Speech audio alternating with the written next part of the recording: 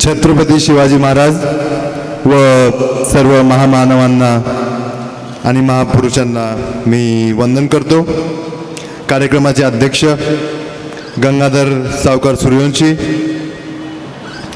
आशाताई Shinde, Anujatai Shinde, Aderaje sir, Rohit Patil Shinde, Shyamanna Pawar, Kundalik Patil, engineer Somvanshi sir, Annasaheb Pawar, Bandu Patil Pawar, Dnyaneshwar Pawar,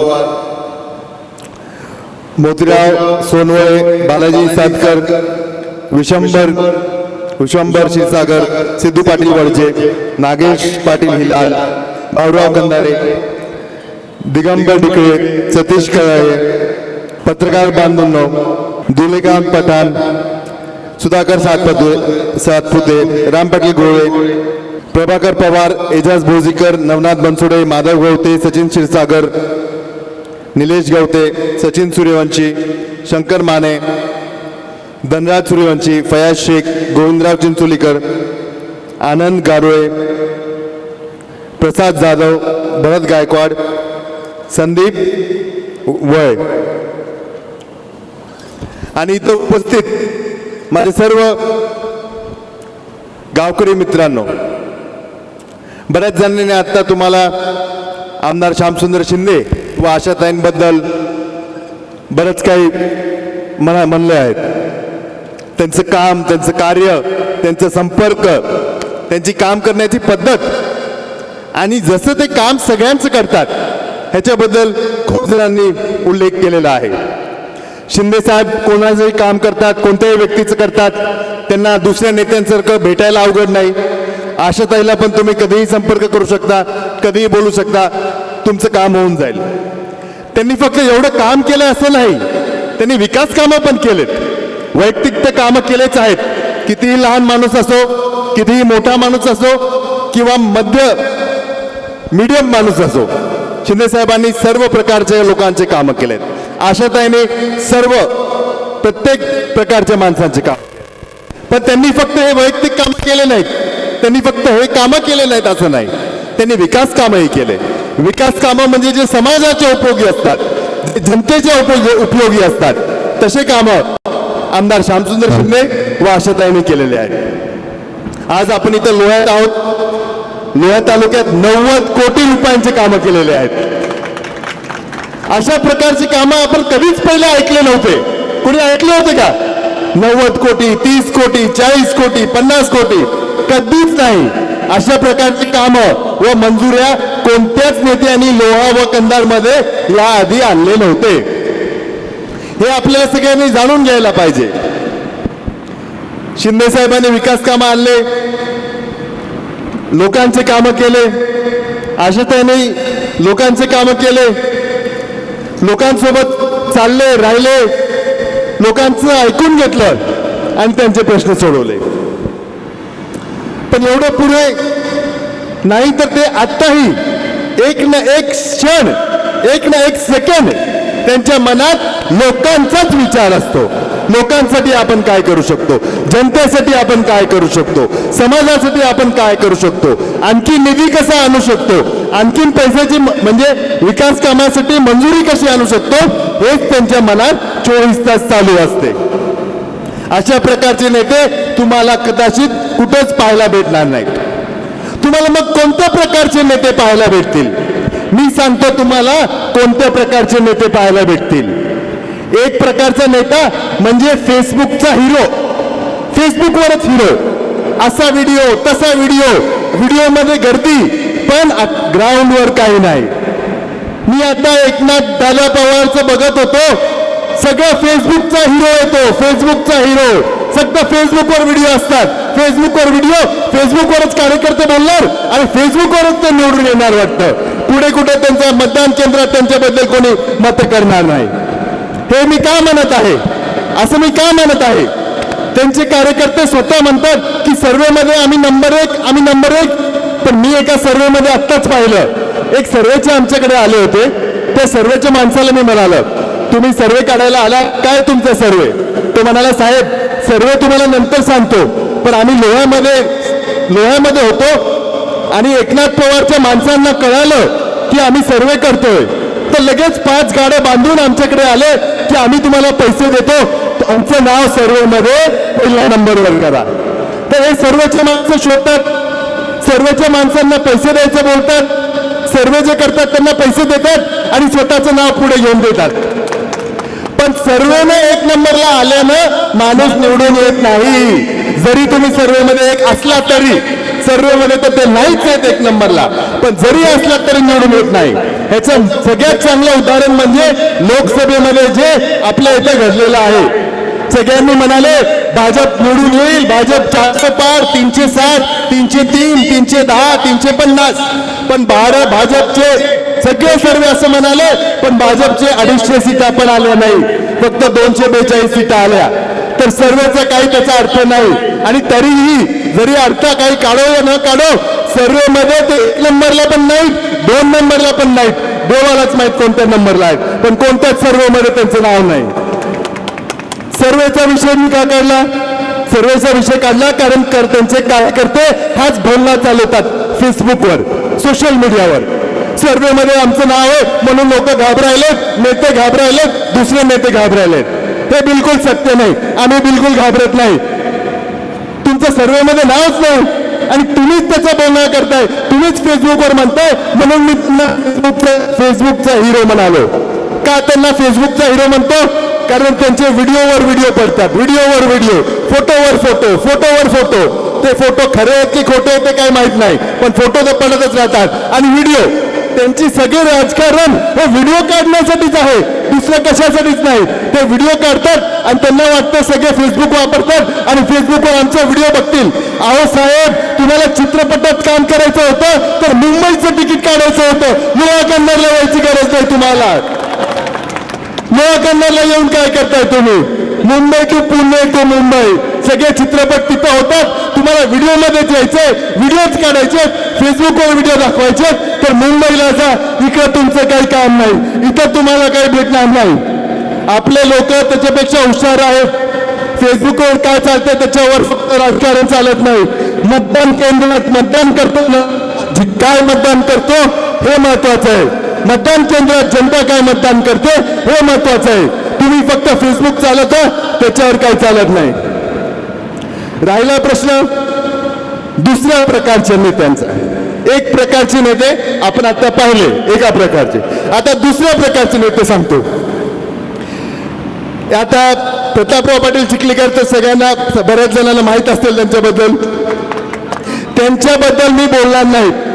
ते माझे आत्ता मी त्यांच्याबद्दल बोलणार नाही, कारण ते माझे मामा आहेत, सख्खे मामा आहेत. आज मला त्यांच्याबद्दल बोलायचं नाही.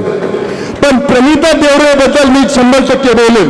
प्रणिता देवरे आणि आता चिखलीकर म्हणतात म्हणे, प्रणिता देवरे चिखलीकर बद्दल मी 100% बोलेल आणि त्याचं कारण पण मी तुम्हाला देतो.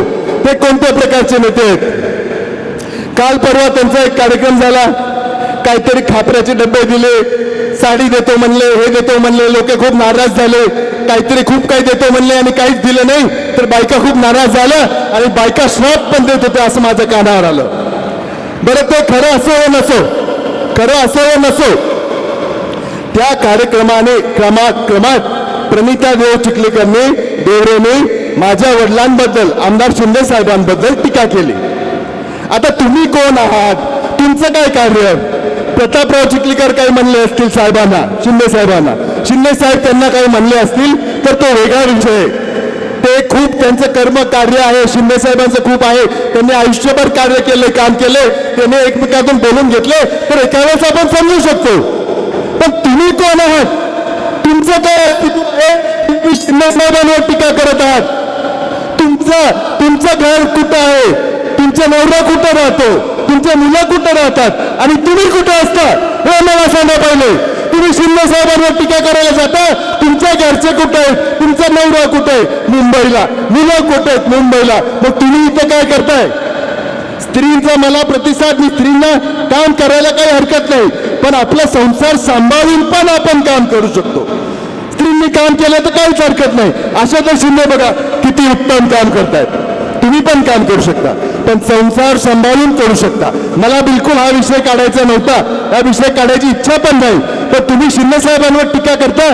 तुमच्या लग्नाचा टेंट कोण दिला याच्याबद्दल तुम्ही पहिले विचार करा. तुम्ही स्वतःच्या मामाबद्दल असा विचार करता, मामांबद्दल अशी टीका करतात. तुम्ही कोण आहात, कसे निवडून आलात? फक्त एकदा जिल्हा परिषद निवडून आलात, तेही कसं निवडून आलात ह्याच्याबद्दल पहिले तुम्ही विचार करायला पाहिजे. तुम्ही कोणाची टीका करता, त्यांचा एकच स्टेप चालू असतो. प्रणिता देवरे आले की एकच स्टेप, नरेंद्र मोदी साहेबांनी देशासाठी असं करून दिलं, नरेंद्र मोदी साहेबांनी तसं करून दिलं. नरेंद्र मोदी साहेब, नरेंद्र मोदी साहेब. अरे नरेंद्र मोदी साहेब पंतप्रधान आहात, ठीक आहे त्यांचं नाव घेतलं तर, पण प्रत्येक वेळी तुम्ही त्यांचाच उल्लेख करता. तुमचं काय आहे इथं, तुमचं काय आहे? तर अशा प्रकारचे नेते मंडळी आपल्याला दिसतात आपल्या मतदारसंघात. दोन्ही प्रकारचे मी सांगितले. पण आमदार शिंदे साहेब, आशाताई शिंदे अशा प्रकारचे बिलकुल नाही. त्यांचं ग्राउंडवर काम आहे, त्यांचं ग्राउंडवर कार्य आहे, त्यांचे विकास कामं आहेत, ते जनतेत मिसळून राहतात. दुसऱ्या नेत्यांचे तुम्हाला मीटिंग भेटणार नाहीत, पण आशाताईची कधीही मीटिंग भेटेल. विकास कामं पण भरपूर आहेत. आता आम्ही विकास कामं एवढे बोलतो, पण ते अजून म्हणायची गरजच आहे, कारण एवढे विकास काम खरंच केलेले आहेत की याच्या आधी कोणीच केलेले नव्हते. 10 कोटी असो, 50 कोटी असो, 90 कोटी असो, किंवा कन्नडमध्ये जे आता रुग्णालय केलंय 35-40 कोटीचं, त्या दिवशी 40 कोटीची कामं जे केलेत शिंदे साहेबाशिवाय आतापर्यंत इतिहासात 75 वर्षात कोणीच केलेले नाहीत. या प्रकारचे काम आहेत शिंदे साहेबांचे. आणि या सगळ्या गोष्टींचा आपण विचार करायला पाहिजे, खरंच विचार करायला पाहिजे. आपल्याला कोणतं नेतृत्व पाहिजे, कोणत्या प्रकारचे नेते पाहिजेत जे आपलं काम करतात, सामान्य जनतेचं काम करतात, विकासाचं काम करतात, समाजाचं काम करतात, आपल्याला मिळून मिसळून राहतात, आपल्याला बोलतात, आपल्याला विचारतात. का दुसऱ्या कोणत्या प्रकारचं नेता पाहिजे जे वेळ देत नाहीत, जे हिरो सारखे स्टायलिंग करतात, जे फक्त फेसबुकवर व्हिडिओ काढतात, असे नेते पाहिजेत. या सगळ्या गोष्टींचा माझ्या मित्रांनो तुम्ही सगळ्यांनी गंभीर पद्धतीने विचार करायला पाहिजे. हे आपलं आणि तुमचं आणि आमचं भविष्य ठरवेल, आणि हे भविष्य महत्वाचं आहे. जनता जनार्दनच्या हातात, तुमच्या हातात. तुम्ही जेव्हा गावात जाल नक्कीच 10 माणसांना सांगा, 50 माणसांना सांगा का आम्हाला या पद्धतीचं नेतृत्व पाहिजे, आशाताई शिंदेसारखं नेतृत्व पाहिजे. हे जे काम करतात त्यांची जी काम करण्याची पद्धत आहे आम्ही मागच्या 50 वर्षात 75 वर्षात कुठंच पाहिलेली नाही. हे का झालं ह्याचं मी कारण देऊ शकत नाही. आम्ही एक वेगळ्या विचाराने राजकारणात उतरलो, समाजसेवा करायला सुरू केली म्हणून एखाद्या वेळेस झालेले आहेत.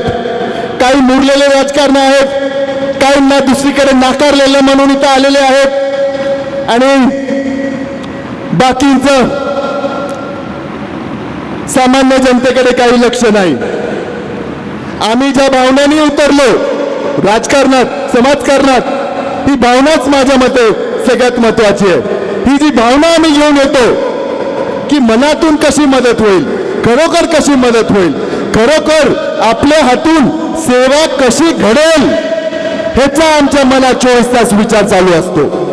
जेव्हा आपण असा विचार ठेवतो की सेवा कशी घडेल, 24 तास कशी घडेल, तेव्हा आपल्याला देव देतो आणि देवाची कृपा आपल्याला लाभते. याच पद्धतीनं आशाताई शिंदे साहेब तुमच्यासाठी काम करत राहील.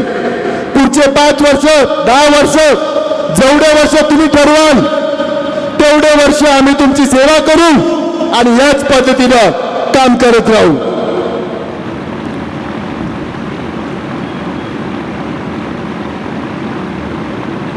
मला